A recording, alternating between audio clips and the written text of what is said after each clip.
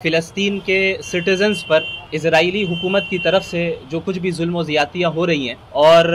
जिस तरह की तस्वीर और जिस तरह की वीडियोस दुनिया के सामने आ रही हैं, जहां छोटे छोटे मासूम बच्चों तक पर रहम नहीं किया जा रहा है और रिपोर्ट्स के मुताबिक तकरीबन अब तक 1000 से ज़ायद छोटे बच्चे ऐसे हैं जिनको इजरायली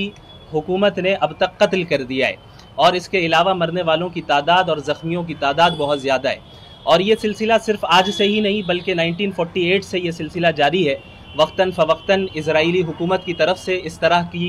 दहशत गर्दाना कार्रवाइयाँ मुस्तकिल होती रहीं और दुनिया देखती रही और दुनिया हमेशा खामोश रही। लेकिन मौजूदा जो एयर स्ट्राइक्स या मौजूदा जो हमले इजराइल की तरफ से फ़िलिस्तीनी अवाम पर हो रहे हैं वो बड़े ही ख़तरनाक किस्म के हमले हैं और ख़तरनाक कार्रवाइयाँ की जा रही हैं जो कि पिछले तकरीबन 75 सालों में अब तक इस तरह की कार्रवाइयाँ नहीं की गई थी। उससे कई गुना ज़्यादा बढ़कर अब कार्रवाइयाँ की जा रही हैं और हम ये दुनिया में देख रहे हैं कि बड़ी बड़ी ताकतें अमेरिकन कंट्रीज़ बहुत से खुसूसन USA और इसके अलावा बहुत से यूरोपियन कंट्रीज़ की मदद इजराइल के साथ है और खुले तौर पर हम इस चीज़ को जान सकते हैं, पहचान सकते हैं कि ये ह्यूमन राइट्स का खुला वायलेशन है और इंटरनेशनल कानून को ब्रेक किया जा रहा है और ये जो है मुकम्मल ह्यूमन के ख़िलाफ़ कार्रवाइयाँ हो रही हैं। आपको मालूम होना चाहिए कि गज़ा में मरने वाले जो लोग हैं वो सिर्फ मुसलमान नहीं हैं, जिन हजरात को मारा जा रहा है गज़ा में उनमें क्रिश्चियंस भी हैं। लिहाजा हम सब की ज़िम्मेदारी है कि हम तमाम मज़लूम के लिए खड़े हों और ये जो ह्यूमन राइट्स का वायलेशन हो रहा है और इंटरनेशनल कवानीन को ब्रेक किया जा रहा है और UN की तरफ से कोई ठोस इक़दाम नहीं लिया जा रहा है इजराइल को रोकने के लिए, USA को रोकने के लिए और दीगर यूरोपियन कंट्रीज़ को रोकने के लिए, ये बड़ी तशवीशनाक चीज़ है। और ये ऐसी चीज़ है अगर ये चीज़ जारी रही तो फिर सिर्फ फ़िलिस्तीन में नहीं बल्कि पूरी दुनिया में लोग ह्यूमन राइट्स वायलेशन की तरफ बढ़ते चले जाएंगे और लोगों और मज़लूमों की तादाद बढ़ती चली जाएगी। लिहाजा इन तमाम चीज़ों के पेश नज़र यूनाइटेड काउंसिल ऑफ उलमा की तरफ से इस बात का ऐलान किया जाता है कि शहर कोलकाता में आपके सामने जितने उलमाए किराम और दानिशवरान मौजूद हैं ये सब यूनाइटेड काउंसिल ऑफ उलमा ऑर्गेनाइजेशन के मेंबर्स हैं और ये वो हजरात हैं जो कोलकाता शहर के मुतहर्रिक तरीन अफराद में इनका शुमार होता है। तो इन तमाम उलमा और दानिशवरान के मुत्तफ़क़ा फ़ैसले से ये बात तय की गई है कि 26 अक्टूबर यानी परसों थर्सडे के दिन 26 अक्टूबर थर्सडे के दिन 1:30 बजे से कोलकाता में एक पीसफुल और मास प्रोटेस्ट होने वाला है और ये प्रोटेस्ट इंशाअल्लाह ताला पार्क सर्कस मैदान के जो लेडी ब्रबन कॉलेज है उसके सामने की जगह से शुरू होगा और अमेरिकन एम्बेसी तक जाएगा। अमेरिकन एम्बेसी जाने का मकसद ये है कि हम अमेरिकन एम्बेसी में पीसफुली बग़ैर किसी वायलेशन के, बग़ैर किसी वायलेंस के हम पीसफुली कंडमनेशन लेटर उनको दें और हम ये मुतालबा करें कि USA का जो इन्वॉल्वमेंट है इस क्राइम में, इजराइल के क्राइम में और इस वॉर में, उस इन्वॉल्वमेंट को जल्द अज जल्द ख़त्म किया जाए। USA इस वॉर से बाहर निकले और न सिर्फ ये कि इस वॉर से बाहर निकले बल्कि USA की जिम्मेदारी है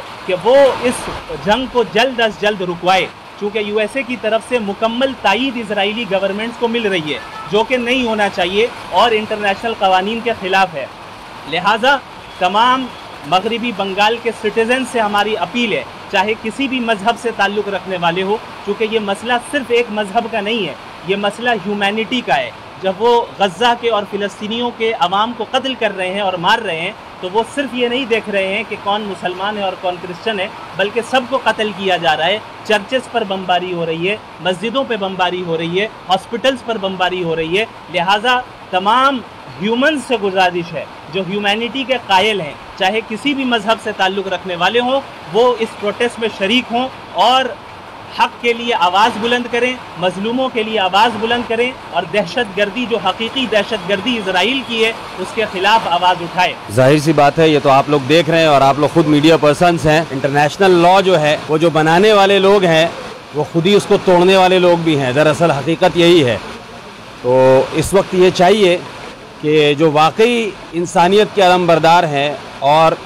दुनिया के अंदर पीस कायम करना चाहते हैं, क्योंकि आज एक कंट्री के ऊपर या फिर लगातार बाज़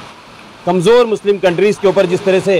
कारपेट बॉम्बिंग की जा रही है कई सालों से, तो ऐसा नहीं है कि ये आग दूसरे कंट्रीज़ में नहीं पहुंचेगी। जब जुल्म अपनी इंतहा को पहुंचती है तो वो अपने इर्द गिर्द के लोगों को भी अपने लपेट में लेती है। तो इंटरनेशनल लॉ जो बनाने वाले लोग हैं, ये जो कंट्रीज़ जो इसके अंदर शिरकत किए हुए हैं, एसोसिएशन है, उनको चाहिए कि वो इसमें हिस्सा लें और इस खूनी ये जो दहशतगर्दाना अमल है इसको रोकने की कोशिश करें। यकीनन हर एक इंसान इस वक्त, चाहे वो किसी भी मज़हब का हो,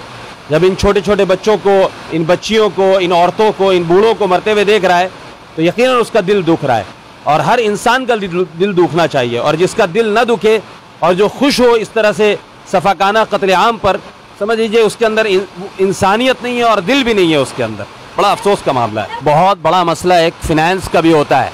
ये जो बॉम्ब गिर रहे हैं, एक एक बॉम्ब की कीमत लाखों रुपए की होती है, और इजराइल ने ख़ास तौर से बहुत चालाकी के साथ ऐसे प्रोडक्ट दुनिया में लॉन्च किए हैं जो प्रोडक्ट बच्चा, बूढ़ा, जवान, औरत हर वक्त दिन भर इस्तेमाल करता है। तो इसी वजह से बहुत सारे ऐसे प्रोडक्ट हैं कि हर एक प्रोडक्ट को तो समझना आसान नहीं है, लेकिन यूनाइटेड काउंसिल ऑफ उलमा ने बहुत ही रिसर्च करके ये ऐसे प्रोडक्ट निकाले हैं जिन प्रोडक्ट का ताल्लुक़ हमारी निजी ज़िंदगी से और ख़ास तौर से मस्तूरात और बच्चों की ज़िंदगी से है। तो हम ये गुजारिश करते हैं, ये जो रिसर्च बेस्ड ये लिस्ट दिया गया है,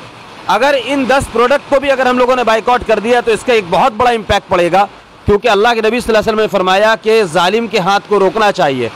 और जाहिर सी बात है जब फाइनेंस की कमी होगी तो वो अपने जुल्म करने से बाज आएगा। ये भी एक शक्ल है। इसी वजह से यूनाइटेड काउंसिल ऑफ उलमा ने मर्दों को कहा है कि वो बाहर सड़कों पे आए और पीसफुल तरीके से हक़ की आवाज़ बुलंद करें, और हमारी बहनों से ख़ास तौर से गुजारिश ये है कि वो घरों में रहते हुए दुआएं करें,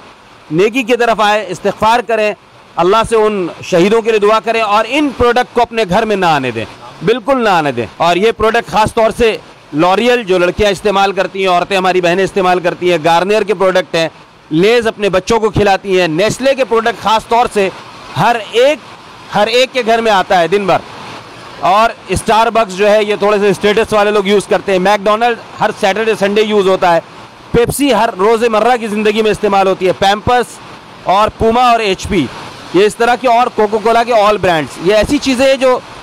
इंशाअल्लाह अगर हम लोगों ने पूरे तकरीबन 200-300 करोड़ मुसलमानों ने अगर इसका बाइकआउट किया पूरी दुनिया से, तो इसका बहुत बड़ा असर पड़ेगा इंशाअल्लाह। आज के प्रेस कॉन्फ्रेंस এই বার্তাটা পৌঁছানোর জন্য বাংলার মানুষ কাছে কি আমরা ইউনাইটেড কাউন্সিল অফ উলামা পক্ষ থেকে